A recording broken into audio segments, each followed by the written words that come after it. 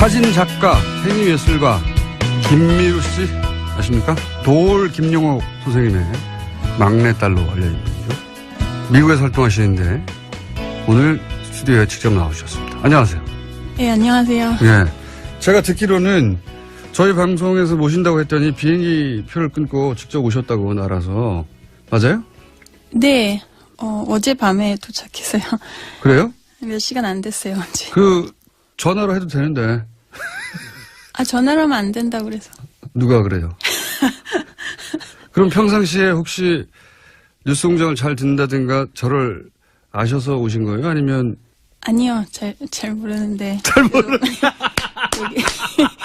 잘 모르는데 왜 굳이? 아니, 제가 주위에 이렇게 물어보니까, 네. 다 모르는 사람이 없더라고요. 저밖에 모르는. 아, 주위에 물어보니까 그거 꼭 나가야 된다고? 네, 네.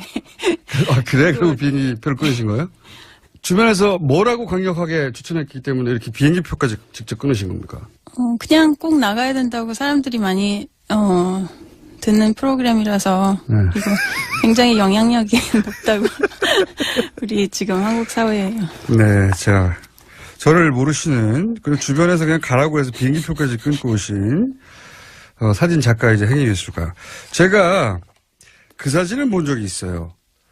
그때는 사실 김용옥 선생님의 딸임인지 모르고 돼지우리에서 찍은 사진, 그 유명하잖아요. 네. 예. 그러니까 그 사진의 작가로는 알고 있었어요. 그 사진이 유명하죠? 네. 자기 사진 유명하대. 그 사진 설명 좀 해주세요. 공장식 농장 네. 있잖아요, 대규모. 네네, 네. 그런데 미국 아이오와주하고 미조리주 그런데 네. 찾아다니면서 몰래 이렇게 그런데 들어가서 찍은 사진들인데요. 네. 그러니까 도살 당하기 직전에 돼지들이 잔뜩 모여 있는 돼지 우리에 들어가 가지고. 네, 아주 대규모 공장식. 네. 그런 식으로 이제 사육하는 것도 좀 비판적이기도 하고 제가 동물을 굉장히 좋아해서요. 근데 특히 돼지들이 이제 사람이랑 비슷하다고 제일 그래도 보기에도 좀 흡사하고 강아지가 아니라 돼지가 그냥 비주얼하기도 그렇고요. 더 강아지보다 더 똑똑하다고 그리고 인체랑 비슷하고 그렇죠. 구조도. 그래서 돼지를 선택했다. 네, 네. 그리고 나서 그 사진을 찍기까지는 얼마나 걸렸어요? 몰래 들어가고 한 2달간 한 작업인데요. 2달간. 네. 그 여행한 거는 사실 뭐 한 2주 정도? 준비를 2달간 네. 하고 그리고 근데 2주 그런 장소를 알아내기 굉장히 힘들었어요. 허락이 안 나오니까. 그러니까 외부 사람들 절대로 못 들어오게. 어떻게 해놨어요. 들어갔어요, 결국은? 그냥 몰래. 몰래 사람들 안 볼 때. 네, 근데 그런 데는 이제 그 총도 가지고 있고 거기 그러니까요. 농부들이 이제 그 또 무단 침입하면은 그냥 쏘고 그렇기 때문에 너무 무서웠는데 사실 돼지보다 사람이 더 무서웠어요. 그리고 그게 누드로 찍은 사진에서 더 유명해졌잖아요. 네. 그러면 누드 상태로 돼지 우리에 같이 돼지들하고 같이 이렇게 있는 거예요? 컨셉이 이제 사람이나 돼지나 뭐 별로 다를 게 없는 생명이라는 거라서. 왜 하필 돼지 우리에 들어가서, 뭐, 돼지도 생명이고, 인간과 가장 비슷하고, 우리도 동물일 뿐이고, 그런 메시지는 알겠는데, 이런 작업들 자체를 시도하는 이유가 뭐였어요? 돼지 우리도 들어가고, 폐공장, 뭐, 폐쇄된 지하철, 하수구, 정신병동, 이런 데 들어가셨다면서요? 왜 그런 공간들을 주로 선택해가지고 들어가서 누드로 사진을 찍어요? 제 생각에 뭐, 제가 워낙 공포증이 많은 사람이라서 그래요? 어렸을 때부터 뭐 결벽 뭐 그리고 여러 가지 이제 뭐 어둡고 그런 데 싫어하고 공포증이 여러 가지가 굉장히 겁이 많았어요. 많았구나. 그래서 예. 아까 도울 선생님도 그런 말씀하시더라고요. 이렇게 될 줄 몰랐다고. 어릴 때 굉장히 조심스럽고 소심하고 네. 조용했다고. 네. 우선은 자기 공포를 극복하려는 과정이었어요, 그게? 아니면 자기 공포를 이렇게 표현하려고 한 건가? 작가들은 어떤 의도로 그런 걸 선택하는 거예요? 그냥 본능적으로 그렇게 나온 것 같아요. 본능적으로. 뭐 네. 예술가들이 작품을 설명하라 그러면 설명 못하죠. 네, 대부분 내 공포를 가장 적나라하게 드러내는 작업을 하고 싶었어요? 그런 게 있었겠죠. 김민우 씨 맞아요? 네. 김민우 씨 옆집에 사는 사람이 나와가지고 대신 얘기하는 것 같은데. 그러면 위생적이지 않은 것들, 뭐 더러운 곳, 어두운 곳, 추운 곳, 뭐 지하 그런 데를 무서워했기 때문에 그런 장소들이 선택된 거예요? 그 도시 시리즈 할 때는 네. 그런 버려진 곳들이 이제 네. 그 어떤 도시의 무의식 세계라고 생각하고 그렇게. 아, 도시의 무의식 도전을 세계. 멋진 단어다. 본인의 무의식에 있는 공포하고 네. 그런 버려진 것들은 도시의 무의식이다. 그러면 왜 누드입니까? 누구나 이제 몸은 있잖아요. 사람이 몸은 있는 거고 이제 그 나체는 사람의 원초적인 모습 그런 거를 생각하고 그 보는 사람이 그 공간에 그 사진 속의 공간을 직접 이렇게 몸으로 느끼게 해주는 그런 구실도 있고 해서요. 자, 모르시는 분들은 이제 제가 잠깐 설명드리자면 사진작가, 행위예술가고 2007년 뉴욕타임즈가 전설로 소개를 했고요. 그리고 그 이후 작품들이 여러 군데 전시회를 했었어요. 우리나라에도 전시되어 있네요. 국립현대미술관과 리움에도 이미 들어가 있습니다. 오. 그리고 뉴욕, 마이애미, 이스탄불, 베를린 등등 갤러리에서 전시하셨고 현대갤러리에서는 전권 전시도 하셨고 많이 하셨네. 이미 유명하시구나, 이 업계에서는. 그런 분입니다. 도올 김영호 선생님의 따님인 줄 저는 나중에 알았어요. 아버지는 어떤 분입니까? 갑자기 생각이 나서. 딸로서 아버지는 어떤 분이에요? 자식들을 많이 사랑해 주시는 아버지. 판에 박힌 답변인데. 네, 그냥 아버지예요.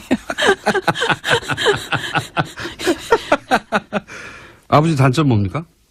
좀 별로 생각 안 해봤는데요. 그래요? 단점이 없는 아버지예요? 아니 뭐 찾으면 있겠죠. 좀 찾아봐 주세요. 끝나기 전에. 자, 미대를 졸업하고 나서 이 작업을 시작한 거죠. 누드로 폐공장이나 더러운 곳이나 도시의 무의식이라고 생각하는 곳들. 네. 그렇죠? 이 작업들로 굉장히 유명해지셨고, 예.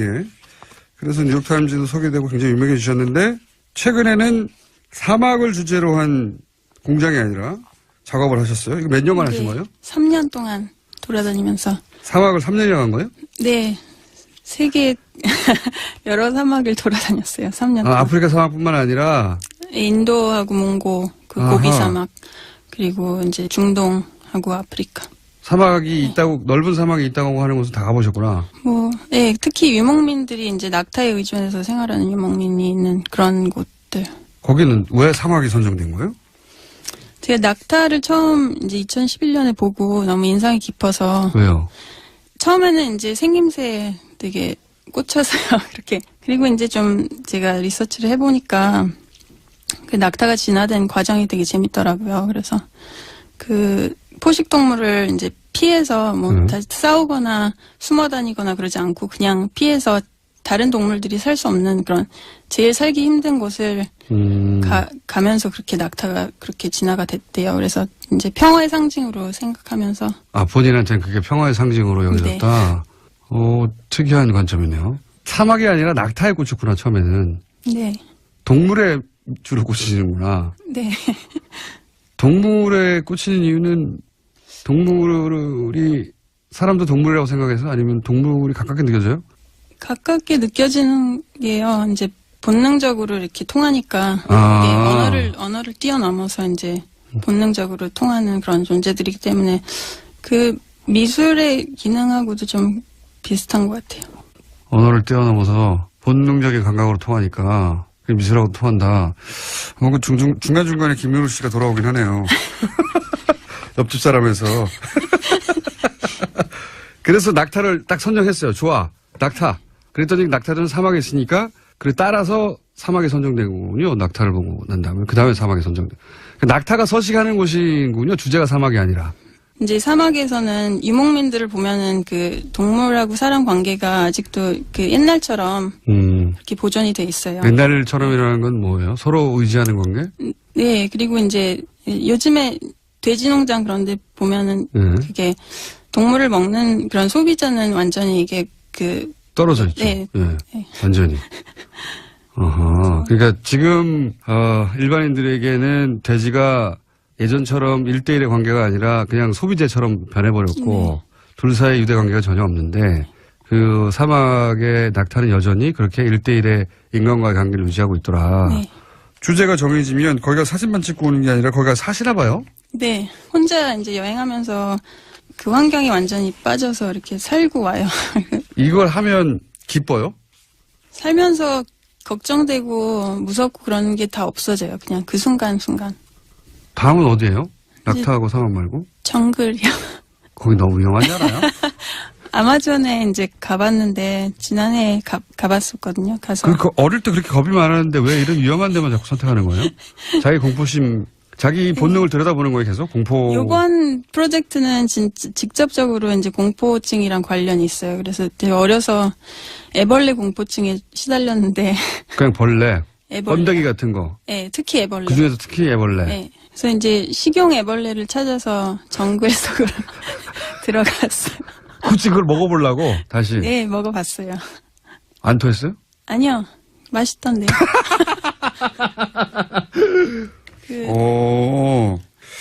이런 작업들이 기본적으로 자기하고 만나는 거네요.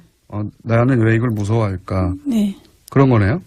그런 것도 있고 이제 환경 식용으로 벌레를 쓰는 게 이제 고기 대신에 네, 고단백이고 또 친환경에 한번 드셔보세요. 번데기 많이 먹었죠 어릴 때. 그런 거네요. 결국 자꾸 원래나 원시나 자기 감정 이런 거 만나고 싶고 확인하고 싶고 그래서 그 대상을 찾고 그런 거예요? 네. 그 다음도 있습니까 혹시? 다음 프로젝트요? 네. 아직 안 정했어요? 아직은. 네. 딱 그 프로젝트만 생각해요? 네. 그럼 하나씩. 이것도 몇 년 걸릴 수도 있겠네요. 나라마다 돌아다니면서. 한 3년 정도 걸릴 것 같은데. 애벌레 먹는, 전 세계에 애벌레를 다 먹는데 3년 정도 걸릴 것 같다고. 그러면 그 다음 또 나오는 겁니까? 김미루의 애벌레 이렇게? 책이 김미루의 어드벤처 사막 그 빈자리를 찾아서 이건데 네. 그 다음 책 제목 나왔네요. 김미루의 어드벤처 애벌레. 그 프로틴을 찾아서 뭐 이런 거 아니에요? 어쨌든 이런 식으로 내가 가지고 있던 공포증 혹은 내가 잘못 알고 있던 거 혹은 내 본능 속에 있던 걸 다 확인해 가는 거잖아. 네. 이러다가 나이가 한 40, 50 이렇게 다 하고 나면 이제 더 이상 그게 저거 아니고 득도 하는 거예요, 득도. 종교가 도달하려고 그런 거하고 비슷하네. 아버지하고 다른 방식으로 아버지가 가신 길을 가는 것 같기도 한데요. 예, 저는 이제 체험으로 공부를 하면서. 아버지는 겨우 책을 했고. 아버지는 책을 했을 뿐 잘 몰라. 본인은 직접 체험을 한 거고. 아버지 단점은요? 아직 생각 안 해봤는데. 아니, 생각 안 해봤어요? 왜 계속 물어보세요? 꼭 듣고 보려고. 아니, 한국에서는 감히 도울 선생에 대해서 뭐라고 할 수 있는 분들이 없거든요. 딸이니까 막 말할 수 있잖아요. 없어요? 아니, 별로 얘기할 게 없는데. 그래요? 네. 아버지한테 고마운 점 있어요? 많죠. 책임감이라는 거는 철저하게 이제 어려서부터 이렇게 어떤 책임감이요? 제가 하는 행동에 대한 책임감을 지는 거죠. 뭐 어디 가서든지. 독립적으로 살아야 되고 자기가 한 얘기는 자기가 책임져야 한다. 네. 아니 뭐 여러 가지 반대도 많이 하셨어요. 근데 처음에는 제가 고집이 세서 부모님들이 이런 작업을 반대하시겠죠. 애벌레 먹으러 아마존에 들어가서 막 산다 그러고. 계속 반대 쭉 계속 하셨는데 별로 이렇게 뭐 그렇게 좋아하시지는 않았는데 이제 책이 나오니까 이번에 좋아하셨어요. 반대하셨다기보다는 걱정하셨겠지. 걱정, 예, 걱정. 자, 이런 작업을 하시는 분이고요. 이런 작업을 하시면서 세계적 명성을 얻으신 분이고요. 이번에는 한국에서 책도 내셨고요. 사막에서의 작업을 묶어서 앞으로는 애벌레 작업을 하실 분이고요. 네, 본인에 대한 얘기는 다 사진이나 그림이나 작품으로 표현해 온 작가 김미루 씨였습니다. 감사합니다. 네, 감사합니다.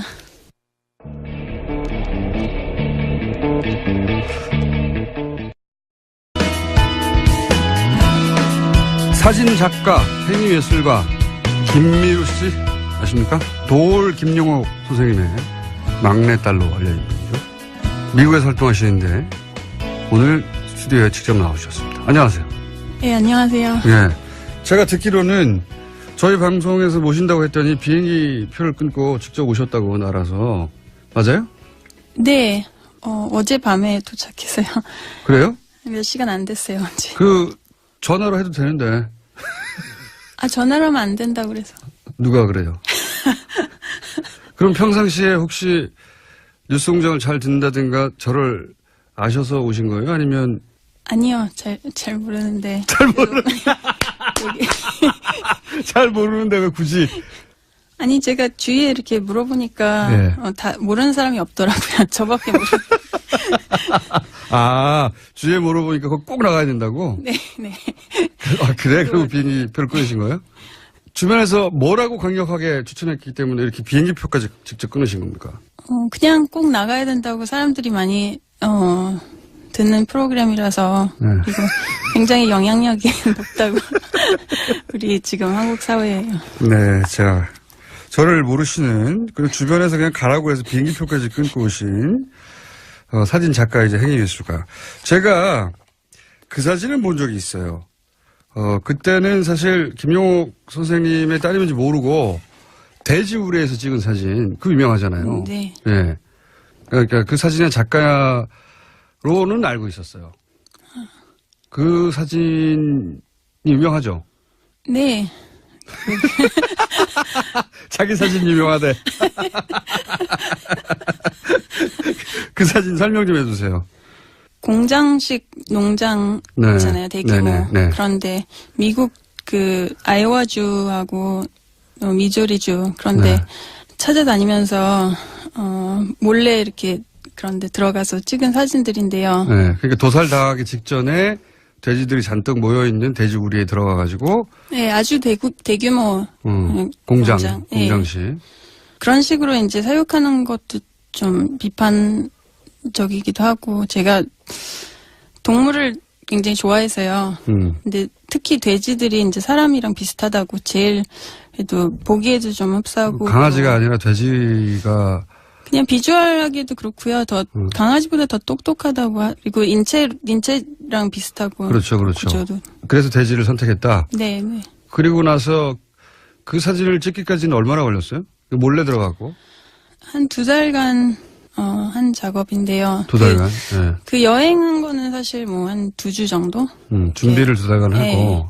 그리고 근데 그런 장소를 알아내기 굉장히 힘들었어요. 허락이 안 나오니까. 그러니까 외부 사람들 절대로 못 들어오게. 어떻게 해놨어요. 들어갔어요, 결국은?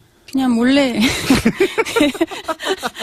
몰래, 사람들 안 볼 때? 네, 근데 그런 데는 이제 그 총도 가지고 있고, 거기 그러니까요. 농부들이 이제 그 또 무단 침입하면은 그냥 쏘고 그렇기 때문에 너무 무서웠는데, 사실 돼지보다 사람이 더 무서웠어요.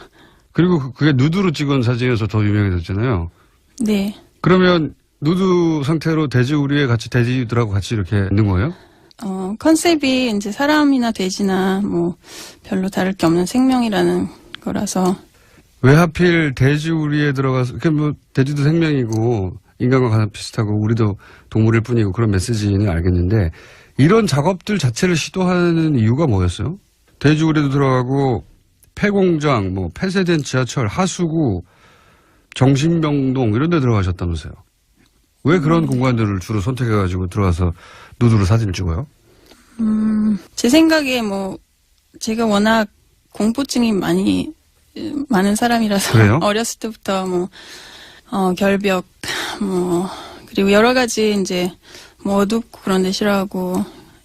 공포증이 여러 가지가 굉장히 겁이 많았어요. 많았구나. 그래서, 예. 아까 도울 선생님도 그런 말씀 하시더라고요. 이렇게 될 줄 몰랐다고. 어릴 때 굉장히 조심스럽고 소심하고 네. 조용했다고. 네. 우선은 자기 공포를 극복하려는 과정이었어요, 그게? 아니면 자기 공포를 이렇게 표현하려고 한 건가? 작가들은 어떤 의도로 그런 걸 선택하는 거예요? 그냥 본능적으로 그렇게 나온 것 같아요. 본능적으로. 예술가들이 작품을 설명하라고 그러면 설명 못하죠. 네, 대부분 내 공포를 가장 적나라하게 드러내는 작업을 하고 싶었어요? 그런 게 있었겠죠. 김유루 씨 맞아요? 김유루 씨 옆집에 사는 사람이 나와가지고 대신 얘기하는 것 같은데. 그러면 위생적이지 않은 것들, 뭐 더러운 곳, 어두운 곳, 추운 곳, 뭐 지하 그런 데를 무서워했기 때문에 그런 장소들이 선택된 거예요? 그 도시 시리즈 할 때는 네. 그런 버려진 곳들이 이제 네. 그 어떤 도시의 무의식 세계라고 생각하고 그렇게. 아, 도시의 무의식 도전을 세계. 멋진 단어다. 본인의 무의식에 있는 공포하고 네. 그런 버려진 것들은 도시의 무의식이다. 그러면 왜 누드입니까? 누구나 이제 몸은 있잖아요. 사람이 몸은 있는 거고 이제 그 나체